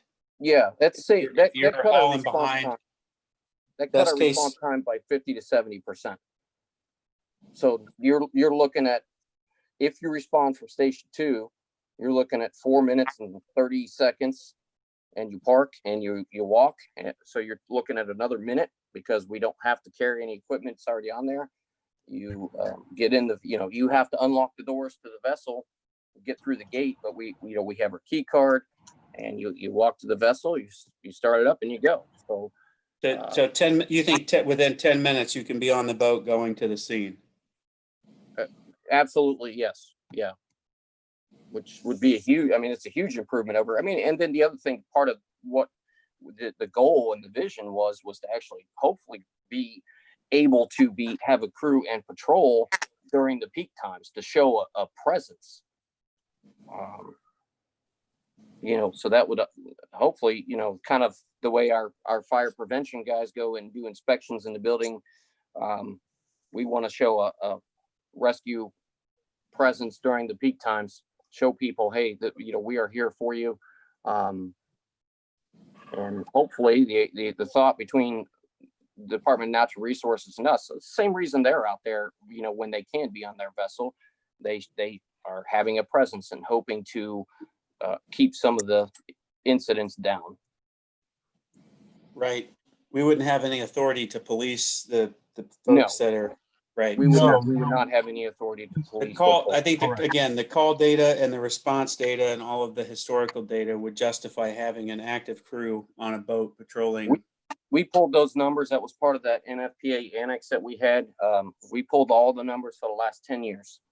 Okay. And that's in the last, admittedly, I must have overlooked it. I apologize. It is not in the executive summary. It was never, asked for during any of this time, but we do have all that statistics and data. Yeah. I'd love to see that, please. Mm-hmm. Sure. Yeah, So I'm fine with continuing the conversation, but from last meeting and the presentation, to now, I'm just not in a position to greenlight this to move forward. But I have, no issues with, like I said, continuing this conversation. Okay, what we'll do is we will put together the data that Trustee Grumbles requested. We'll send that out to everybody. And I need to really take a look at the current boat status and whether it's going to remain in service, to be honest. Thank you, Chief. Thank you. With that being said, did you have any other questions for us on this matter? I do not. Okay. Trustee, will you need me for any more of this meeting, or am I free to go? No, you are free to go for the evening. Okay. Trustees, I thank you for the consideration as always. Your input is very valuable to us, and we will continue to provide whatever information you need and to hopefully carry this forward. So we'll work to have this data out to you in the next day or so, and then maybe we can continue the conversation at the next meeting. Thank you. Appreciate it. Thank you.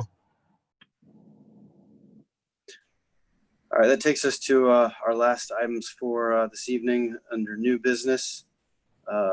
First is the client consent and conflict waiver. I believe Mr. King been working on. Yes, Chair, and I referenced this earlier. So this goes back to the railroad crossing case, the Franklin Street closing, where there's an active PUCO matter on this. So we were named in it. Mike McCarthy had done some appearances in this, but he never actually filed an appearance as an attorney. I reached out to Chris Betts and talked to the county about it. The prosecutor's office is willing to represent us on this. The county is being represented by Eric Hostetler. I think, there's going to be close coordination is the sense I get, but the little wrinkle in this is the engineer's office was also named. So since Chris is the counsel and the prosecuting attorney is the counsel for the engineer's office, he asked both Bowserman and our board to execute the waiver so he could represent both the engineer's office and Orange in this. Now, if there reached some point where the engineer's office and Orange would be on two totally different positions, then we'd probably have to go get outside counsel as with the engineer's office. But, right now it doesn't seem like we're just sort of walking the process through and just taking it as it comes. So Chris felt like he could represent both the engineer's office and us. We would just need the waiver for him to do so. Have any questions, comments? I'll make the motion to approve resolution 20-278, approving a client-informed consent and conflict of interest waiver for the Delaware County Prosecutor to represent the Orange Township Board of Trustees and the Delaware County Engineer in the matter of the joint petition of Norfolk Southern Railway Company and CSX Transportation Incorporated to close the Franklin Street crossings. Second? Mr. Rivers, Yes. Mr. Grumbles, Yes. Ms. Tranto. Yes. Thank you. That takes us to our last item for this evening's agenda, the Outreach and Communications Committee update. Group met in March, elected the officers. Focus was to be the two open houses at the time for zoning and parks, and then also the summer events. Obviously with COVID, those plans were turned upside down. However, the committee did help putting together the survey and the parks open house, and have been waiting to see how things are going to shake out. So came up with the approach. One item for the fall was the business appreciation breakfast.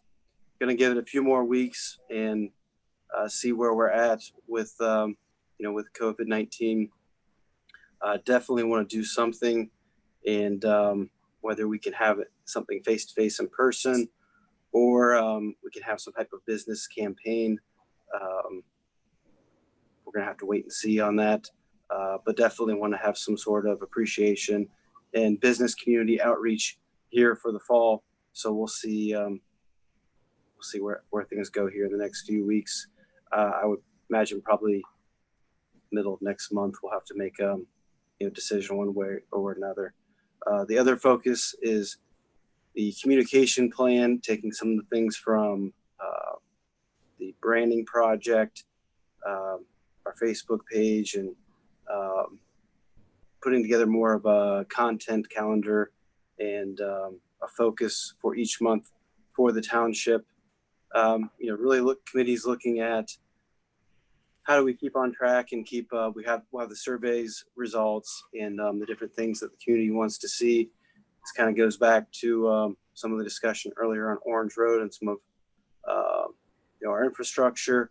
What information, what are our residents most concerned about? What information are they looking for? And how we put together a good strategy and plan to get that information out. So those were the kind of the year to date where we're at, and the items of focus going forward here for the fall. The other item that had been asked about here recently was the Veterans Memorial. That was discussed as well. I think as far as the design and the location and the nuts and bolts of the memorial has made great progress. I think that's in a good place now. The biggest issue is just the funding. And I don't have the exact numbers. My understanding is 300,000 to 400,000 is the range for the total cost for the memorial. Looked at some other projects, the Veterans Memorial Plaza that's at the Delaware Y. If you look at that project, which is somewhat similar, it was $500,000 project, was raised in 24 months, but they had different partners. And you look at the group that came together to raise that money, you had the city of Delaware, Delaware County, the state. So there's a significant amount of money still to be raised for this. And the approach that, there's some high level networking and getting some of those larger dollar signs donated to help support us, to show that, we're getting closer to goal. Obviously right now with all that's going on from a fundraising standpoint, it makes it a very challenging time to go out and raise money. And there also is, one of the concerns, just at this point, what kind of message are you, as far as outreach and trying to raise money, is this the time to even approach that? So I think as far as kind of the thoughts were is, going forward is to really have a solid, coherent fundraising campaign going forward, a solid timeline. I know Trustee Grumbles has kind of taken the reins and laid a lot of the groundwork here for the things necessary as far as moving forward with the construction and all that's needed for this project here in the last, I think 18 months. So appreciate his efforts and how far all that's come. But at the point now, it's just, raising the money. And we're unfortunately at a place right now where, it's going to be a real challenge.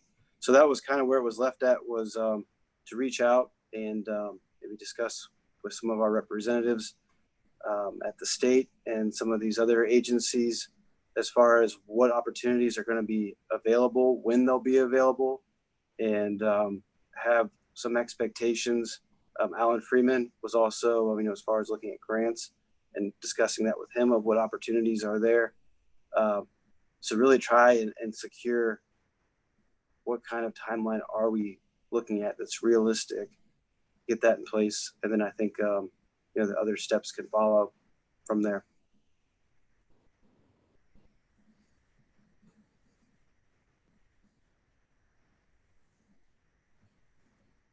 Any thoughts?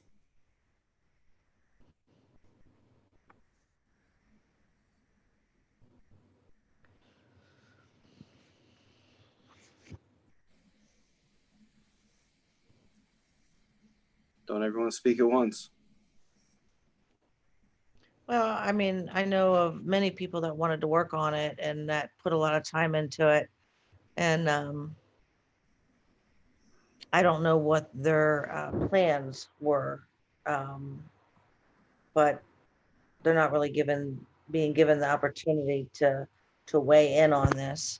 And I don't know I don't know if Ben has done anything this year towards it. I mean, I know we got a pretty cool design, but I was hoping to form a committee of people that were really involved in it and really wanted it to happen. I know that there was sponsors kind of lined up in the past, but that's been a couple of years now. It's been put off for so long. Well, and I think the foundation fund was opened in 2014. To date, I don't know the exact figures, but I think it's less than $50,000 that's been raised. And seeing the project go forward, how do we make sure that we're not spinning our wheels and that we're on the right track and this can get some real traction? So as far as putting together volunteers and getting all hands on deck. Well, I definitely think COVID does throw a wrench in it for sure. Right. And I mean, you can have an army of volunteers, but if we don't have a coherent, clear plan in place, there's not going to be, a whole lot accomplished. Well, there's no clear plan because this had kept getting pushed back, and the no one had the opportunity to create the plan. Well, but I mean, from a fundraising standpoint, just a financial standpoint, I mean, there's still a long ways to go, and that's a significant amount of money. And it's going to take some large. Those weren't corporate sponsors. Those weren't big dollar sponsors. Those were races and individual donations. Those were going out after the big dollars. And every dollar, of course, is appreciated. But to get to goal, you're going to need those big dollars. Absolutely. And that would have to be part of the plan. Yeah. But I think that goes to a little bit of a higher level strategy. So to me, that makes the most sense. Can we get any money from the state? Do we have grants available? I think that's just the next step it needs to be. Because if it is small dollar amounts and individual donors, that's going to take a significant amount of time to get. No, it can't just be individual donors. Ben, I mean, where are you at on this? Where are you at?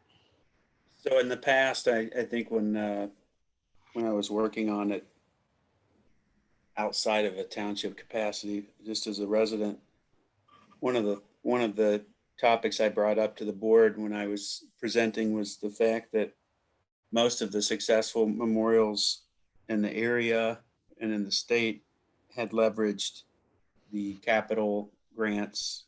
And I brought that up because it was time sensitive. We missed a window.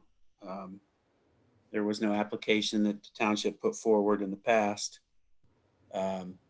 or anyone related to the memorial in the past. That's something that we'll have to do to make this realistic, in my opinion. It worked well for Delaware, and I think it's a feasible opportunity for us. I don't know what are you talking about? Capital what? I don't know what the impact of COVID will be on the state to fund capital projects in different communities, but there's a 2-year window between granting periods. So you essentially have 2 years to prepare the application. It closed at the first. So that's why I was saying, if we were going to get in front of that, why I brought it up prior. And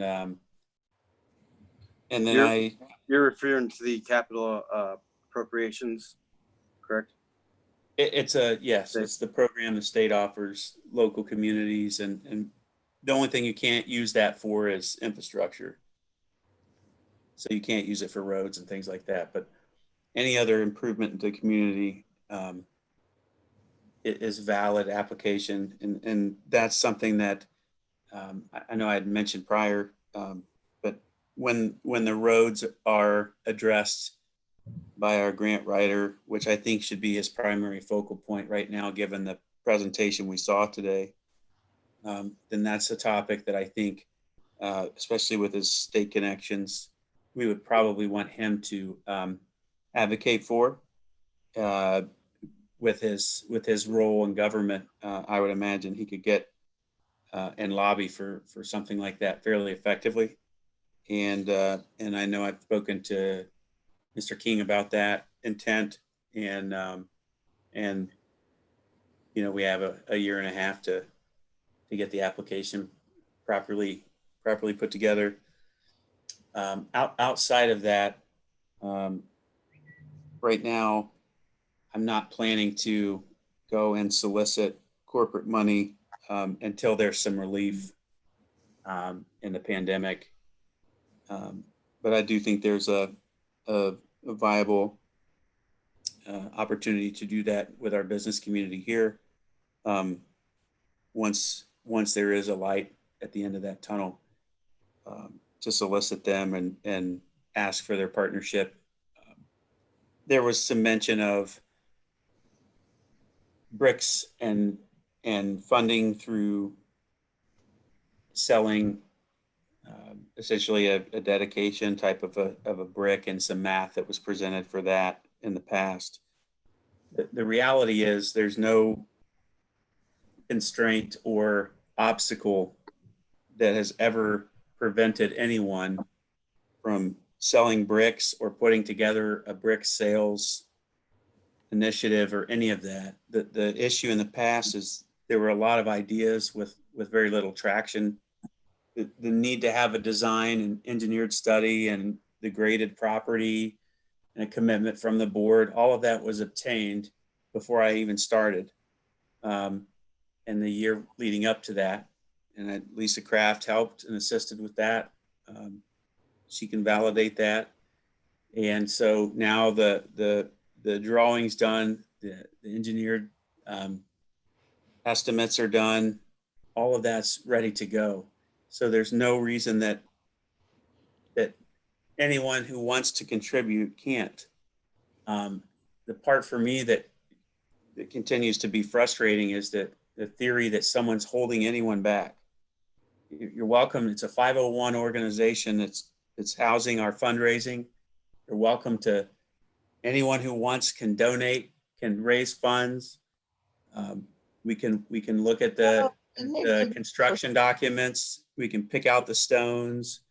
We can agree upon how the names would be scribed. And I spoke to Brooks in the past about even potentially having the benches that are going to go around the memorial. That's a great opportunity for a business to come in and have a great spot in the memorial dedicated to their contribution, if you will. So there's nothing that would prohibit someone from independently making any effort to contribute to this, whether it be through fundraising or what have you. So I don't know what that narrative continues to be thrown out for. Well, number one, Ben, the design wasn't completed until within the last 3 months. That's a big one. Number two, Ryan is correct. You have to have a cohesive plan in order to start all different aspects of this project. So not just anybody can go out there and start a brick campaign when you don't even know where they're going to be placed. And also there was lots of talk of, do you really want businesses to have their logos all over a memorial? That's not very, I don't know, respectful or. Well, Debbie, I'll share with you that I've been a part of memorial projects, and I still work with a group that does it. So it's not like you're going to put a neon sign on a memorial bench that advertises, but you can say this bench dedicated, on behalf of a veteran, a specific veteran, and then you would say, thank you to so-and-so business for their contribution to the memorial and dedication of this bench to a specific veteran. That's typically what's done. Everything that's done is done in memory and to honor a veteran. And you partner with businesses to find the veteran that they would like to dedicate it to. Typically, it's someone from the community back in history, prior conflicts and that type of thing. And you find stories and you do research through the county, through the archives. There's a big process that's involved in that if you want to do it, and anyone can do this. My point is that this has been kicked down the road for what I don't even know how long at this point, because I don't have the paperwork in front of me. No one prevented any of this in the past, and still no one prevents it. But this narrative shift after time, that it's someone else's fault and it's always this finger pointing. I'm over it. I think I'm you're tired of it. creating that right now. Right now, we're talking about a cohesive plan, not the minute detail of selling advertising on a bench. I We're think talking about what Ryan discussed. for the sake of simplicity, like majority of the plans are in place. We have the designs, we know what's going to be built. So that part of it's done. How are we going to pay for it? And that's what it boils down to. Mhm. And, like I said, I understand the foundation opened in 14. We've had some local efforts. You've had individuals raise some money, but there's never been a plan in place or a commitment for those large dollars that ultimately are going to be needed to get to goal. So that just, to me, that has to fall in place, or else we're going to keep chasing this for forever. So that to me is just, like I said, this was the thoughts shared, and to me makes sense. Let's talk with Mr. Freeman. Let's see if we can get an idea of grants, what's available, what kind of timeline we're looking at. Can we get halfway to goal in 6 months? Looking into the first quarter of 21, how far does COVID really set us back? I think those questions need to be answered. And then as far as a committee and a local campaign and those things going forward, I think that would be the next step.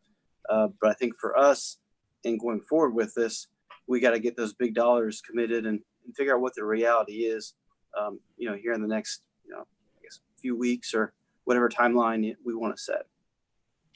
I feel Ryan, I like think step one would be, excuse me, I feel step one would be to have that committee, whether it be on the communication committee or whatever, to establish the timeline you keep referring to, and the plan that you refer to. You have to have a plan. What step? You got the grant. You have what kind of sponsors do we look at? What do we go through for the state? But you have to have a group of people that sit down and hash this out and come up with that plan.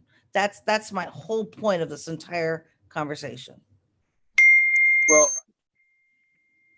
I'd like to talk with Mr. Freeman about it, but again, I'd like to understand his capacity as well, because I think we've heard that he's working on 4 or 5 different projects right now. I know with the Delaware Memorial, the state grant, if memory serves, when I talked to the group that executed that memorial, the amount they got from the state would cover our entire memorial. So it's not an unrealistic expectation to have that would be a sizable amount. And the 2 memorials that in Minnesota that were the group I'm a part of partnered with. I know the brick fundraiser was done differently. I won't even call it bricks because one of them it wasn't, but those were done and were very significant as well.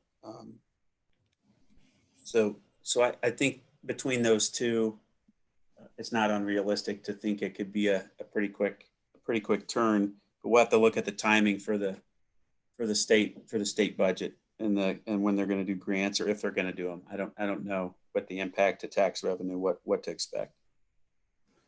and I think the individuals that we have on this call here this evening can tackle a lot of that. That to me is just the next going forward with this, getting volunteers and on a committee, with grants and that kind of stuff, that's really not going to fall into that, that category. I agree. Eventually, you're going to get to a point where that's going to make sense. But I think there's a few things we need to cross off our list before we're to that place. And I'm sorry, I think Mr. King, you have something to add? Yeah, Chair. All I was going to just share with Trustee Grumbles and the entire board was that, I mean, as you indicated, and I did make some inquiries about the capital budget. The December of 19 was really when applications had to be in. So obviously with the new board, the next opportunity would be December of 21 for 22. So there might be a little bit of flexibility. I mean, the capital budget for this year has not been approved. The House has sort of taken the position they're not going to do a capital budget. I don't know if that's going to continue, but I mean, I did reach out, make some phone calls about the possibility of trying to sneak in this year. Thus far, it's not been positive. So, I mean, I think what you say, Trustee Grumbles, about a state share is an important component of this. And if we're going to build that into this project, we're looking at a 2022 horizon at this point, just because we missed that deadline in 19.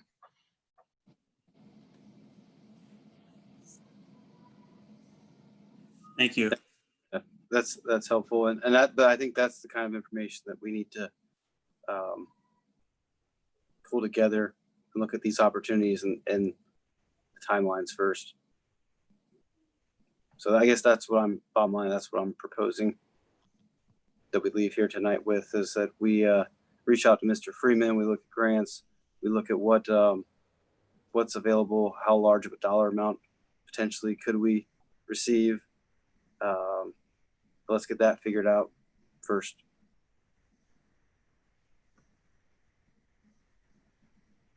Yeah, Andrew, and add to that, I'll come when I meet with you this week. I'll sit down with you and share the contact information, and we'll need to bring in the local veterans organizations as well. They'll play a critical part in everything once the ball starts to roll. Thank you, Trustee. I look forward to that. And I think involving those groups in an application like that makes it more likely that you'll get those applications approved. And I think I mean, you obviously have more experience in this, but I think that's part of what made the Delaware County Memorial so successful, is it was a broad-based coalition that went out and sought the money and made the applications. And it typically gets more attention that way. So I think that's also a good approach.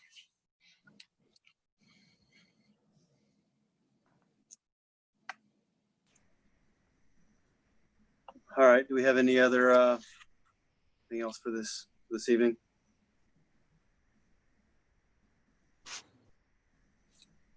Thank you, everyone. I will make the motion to adjourn.